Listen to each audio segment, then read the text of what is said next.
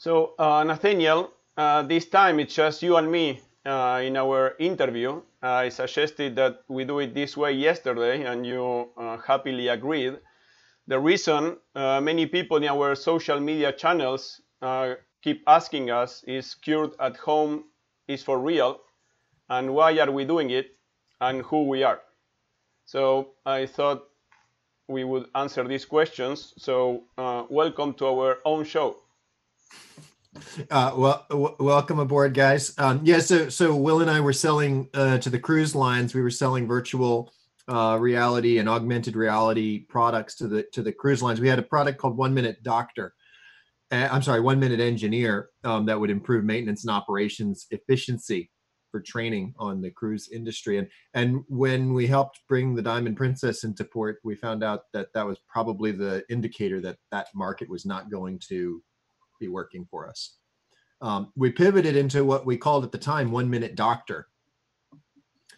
And the reason we did that was because we saw basically two sets of narratives that were fighting. One was the we have to flatten the curve, and the other was we have to reopen the economy. Those narratives have grown and they're dominant in the conversation now. But back then there were two other narratives that were dominant that we could see fighting to divide the economic systems. The first one was, if you don't take care of this, you're going to kill grandma. It was a little bit more, there's maybe a little bit more in that in other words, our elderly populations are more vulnerable. And if you're not responsible, the consequence is lethal. There was another narrative behind it, which is we don't understand this novel coronavirus. So what we saw was in the medical sector was largely carrying you need to flatten the curve. Wall Street was rightfully so, because and true. The hospitals were about to be overwhelmed. There are cities around the world where hospitals have been rejecting patients, and there are news of patients dying at homes, in the streets. So the hospitals were saying, hey, we cannot take any more patients. If you keep sending patients, ain't going to work.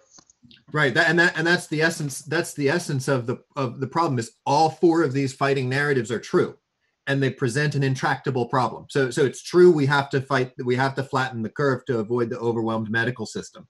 It's true we have to return the economic. We have to return to an economic engine to actually allow people to have jobs and buy food and pay for rent and raise their kids. That's also true. It's also true that we're putting an elderly population at risk, and it's also true that we don't understand coronavirus. So if you are the doctor and I am the guy who cannot feed my children, who wins? Nobody. It's a solution in that space. There's no win. There's nobody wins. Now the people that really win are those that have enough money to buy everything when it's really cheap. and then when it comes back, there's actually a huge economic upside as long as you make it through. That we don't have the I don't pretend to I have ideas about that, but not I don't think that that's a useful line of inquiry. So I think in my case, well, you know me well. In my case, I'm very opinionated. Even when I'm wrong, I have an opinion. For our viewers, if you don't understand how Will and I work, we agree on almost nothing, and by the time we agree on something, it almost always works. And to that point, when we started this CuredAtHome.org journey 7 weeks ago, you were very persistent in one point, and it was, we cannot talk about the problem if we cannot offer a plausible solution. And if we talk about the problem, we need to talk about the solution. In my case, I'm happy talking about the problem. You just didn't let me. And I had to craft whatever message, so there's problem and a plausible solution. So for our viewers and who ask who we are, and you just mentioned that we cannot agree on anything, I have a surprise for you. We agree on that. No. My surprise is I prepared a list of all the things we are different at. Oh no, you didn't tell me that before we got on the show. Oh, Hey, fire away. it's a surprise. So, Nathaniel Miller for everyone. You were born in the United States. I was born in Argentina. You are Yep. Anglo-Saxon. I'm Latin. You are still young. I wish I was. You believe people are intrinsically good. I got scammed at age 9 in Buenos Aires when I paid $100 to buy the presidential palace. You've contributed time and effort to nation building. I see nations as a temporary monstrosity within the evolution of humankind. You vote in every election. I voted twice. The first time for the candidate my daughter didn't like, just to annoy her. She got so mad I had to promise her I would vote again in the next election for whichever candidate she would name, and I did. Those were the two times I voted. You believe politics is an honorable profession. I believe a friend of mine, he told me that one Argentinian president got kickbacks for $20 billion, billion with a B, and another Argentinian president for $35 billion. You spent most of your adult life working for the government. I'd rather die. You believe in the sanctity of marriage. I got divorced once and almost twice. You are a religious person. I was until age 19. You are very intelligent, and I fake it. You respect the law. I believe we should have only one law. Don't do to others what you don't want them to do to you, and that we should throw all the other laws away. You are a scientist and an engineer. I'm the closest to a snake oil salesman you'll ever meet. You enjoy creating business processes. I fall asleep within 5 minutes. You believe in doing good. I believe in profits. I'm funny. You are an engineer and a scientist. So, and this is about 10% of our differences. We've been business partners for about 3 years, acquaintances for about 7, friends for, I guess, about 3 years. And as you said, we agree on almost nothing. Yet we have done some fantastic work together. How can you explain it? You sold us short on a couple differences there. I think that they might be even wider in some areas, but you didn't explain the origin of why we came together, which was I was struggling to help the computer-aided design industry pivot into a viable market. I don't know if we were successful or not, but all the companies in that industry that we were serving all have different business models, and the Congress on the Future of Engineering Software was the entity that we were working with. Has gone on to other endeavors. But no, I think in that cast of differences, I think I probably can pick off one thing and say this is wrong, or I can say this is too mild in the other. But I think did I misrepresent any of yours? of course that's the essence of it. Yeah, of course, not all of them perfectly, but I think in bulk completely accurate. You're not what was it? You don't believe in doing good. No, absolutely not. Of course, of course, I believe in doing good. Well, you said that I misrepresented. So the conversation that most of our time is spent on is understanding the difference between sort of being extreme and developing a centrist movement, sort of I'll say a creative or a productive movement. I see it. But how can you and I be in the same room, even if it's virtual? I'm in Miami, you are in Virginia, but we share a virtual room 8 hours per day. How can you and I be possibly in the same room when we disagree on everything outside of that room? I'll give you just an example, is that and to say that There's a lot of gray in the world. The example from your list was, I believe in one law. Will believes in one law. Nathaniel believes in supporting law. Many of them. All of them. I think that there, just in that case, there's a lot of gray in terms of to exist in a profitable, forward moving, challenging environment and carry out consistent with the human experience.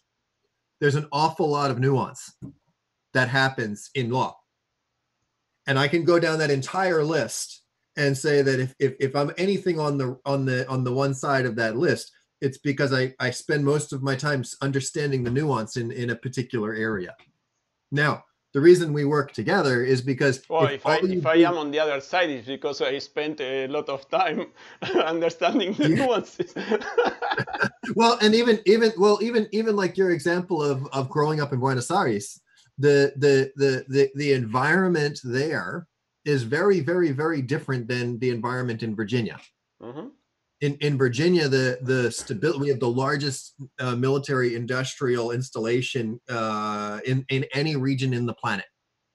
We are dominated by Washington, D.C., which has more political interests than any other area on the planet. Oh, in Buenos Aires, we were also dominated by Washington, D.C.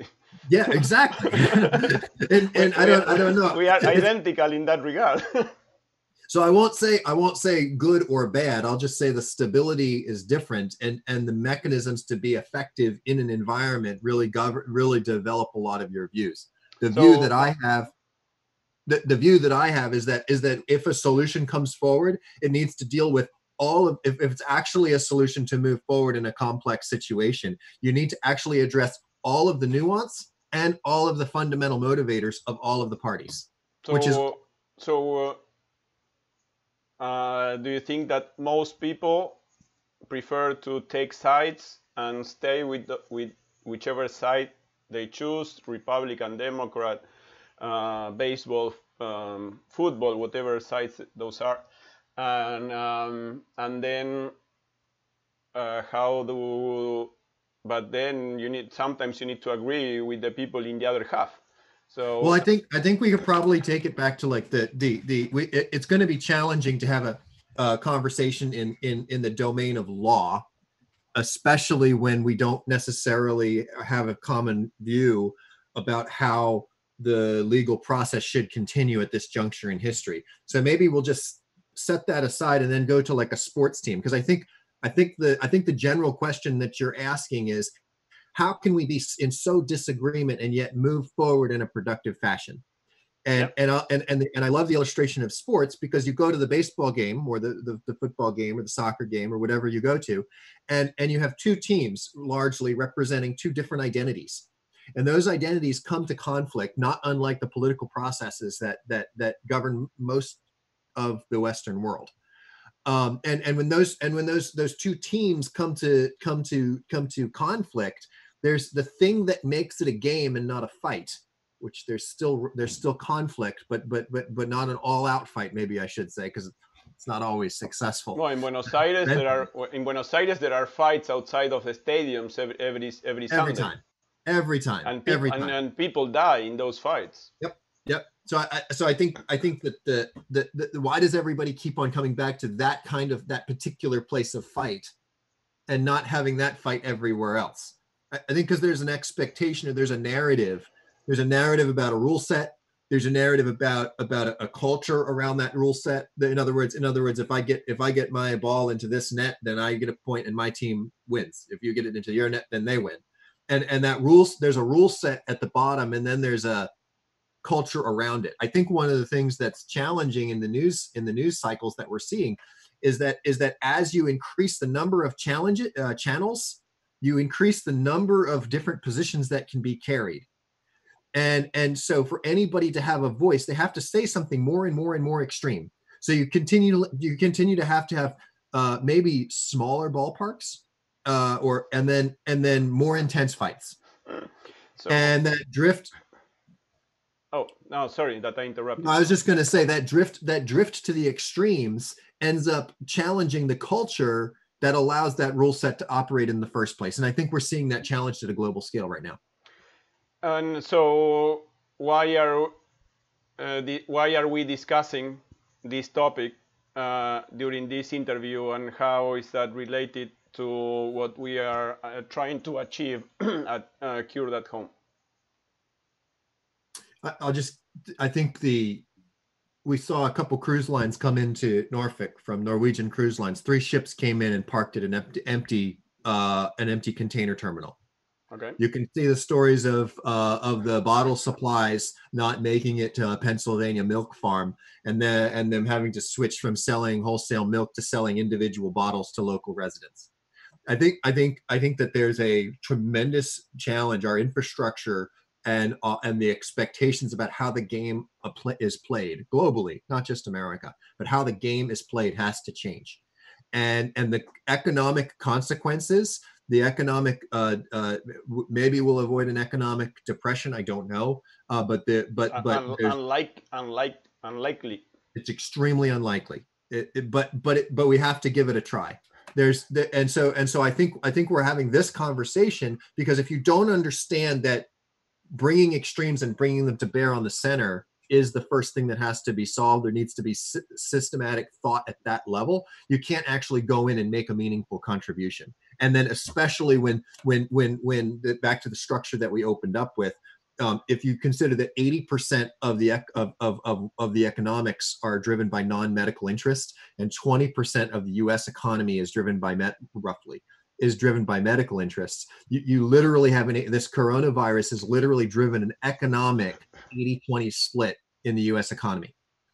And I'm not an economist. I'm a systems engineer, so I don't really pretend to understand what that means, except that the game can't be played the way it was anymore. So in our case, although we disagree on almost everything about the business itself and about life in general, as it has been demonstrated,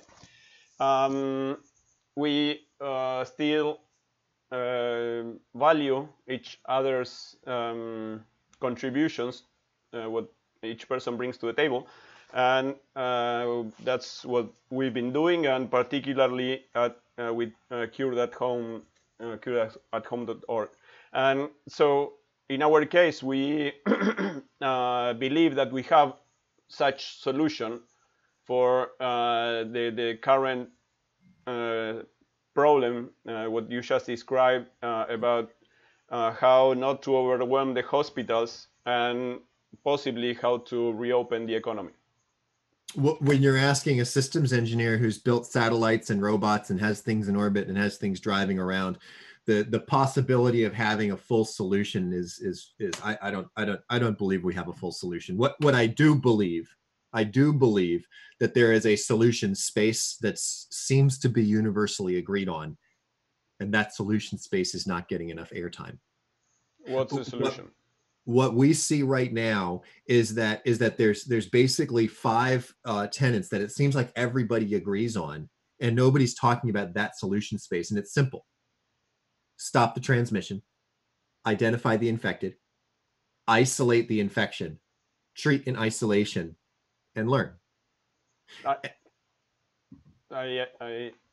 I agree with. Well, we've been talking about this for a couple of weeks already. And I think we are about to publish something on this regard. I like to go deeper into a couple of these 5 steps, because the first step, stop the pandemic, the way it has been stopped is with lockdowns, and that can only work for 3 weeks. I don't know. Then everyone goes bankrupt and the country goes bankrupt. You cannot just keep printing money forever to send checks to people and more trillions of dollars sent to the banks. And so what we propose when it comes to stop the contagion is not through lockdown, but through face masks,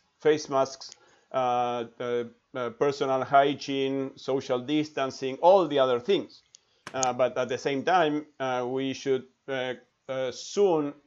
very soon, and in a very logical way, go back to work.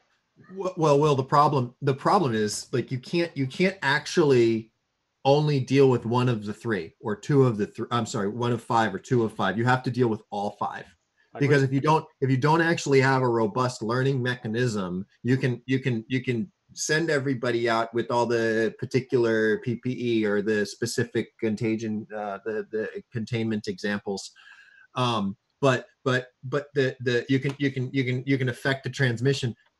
But if you don't have a robust way to identify, isolate, and treat in isolation, and then learn from that process systematically, we won't have any. We don't see. I mean, you won't be able to actually treat it. You won't actually be able to treat the um, to treat the larger social infection. Well, I'll just say it a different way. We have a social infection riding on top of a biological infection that has health and livelihood consequences, and it has knock-on economic consequences after it. We need to treat the social infection. We need to treat the biological infection. So the first thing that you need to do to treat the social infection is we need to address the hysteria associated with the likelihood that I'm going to die. That I need to actually put something in somebody's hands that says, I actually have some degree of control of my future. And if I get sick, I've got some degree of certainty about how that's going to turn out. Correct. And for this particular case, which we name treat in isolation, which is, if I recall correctly, step 3 of the 5. That's where we propose our Cure at Home app, which is probably to be released this month of May, if we are lucky. Yep. And so what we are proposing is that all coronavirus cases start mild, right? Yep. No one needs to go to the hospital in 1 second. That's usually in day 6 or 7. So all Yep. the cases start mild. So if I am not sure that I'm infected and I go to the hospital, but hey, perhaps I was healthy, but the hospitals are the hotbed for the virus and the Yep. carriers of the virus. So everyone who goes to the hospital healthy, chances are he comes out infected, right? Not because it's the way it is, right? And so if instead of going to the hospital when I just have the assumption, then if I stay home, if I well, we will have a self-assessment in the app, but there are several self-assessments. And so if I start, and so even if I am infected, for the next 5, 6, 7 days, I'm only going to have mild symptoms. And Yep. those mild symptoms are very easily treated with over-the-counter medicine and with very simple medical devices, Yep. a thermometer, right? Yep. And so then of 100% of the patients, 93% never become a severe case that needs hospitalization. Right. So Right. 93% of the people can stay home for as long as it's needed to fully recover. Right. Right. And then You're talking directly to treating the psychological pain of the infection. And if you, for our viewers, if you didn't see the interview with Patricio, he's the minister of previous minister, former minister of tourism. vice minister. So this is why Will's here. And he had the experience where he contracted coronavirus. Every member of his family contracted coronavirus. Other friends and relatives suffered fatally. They died. 12 12 people. of them.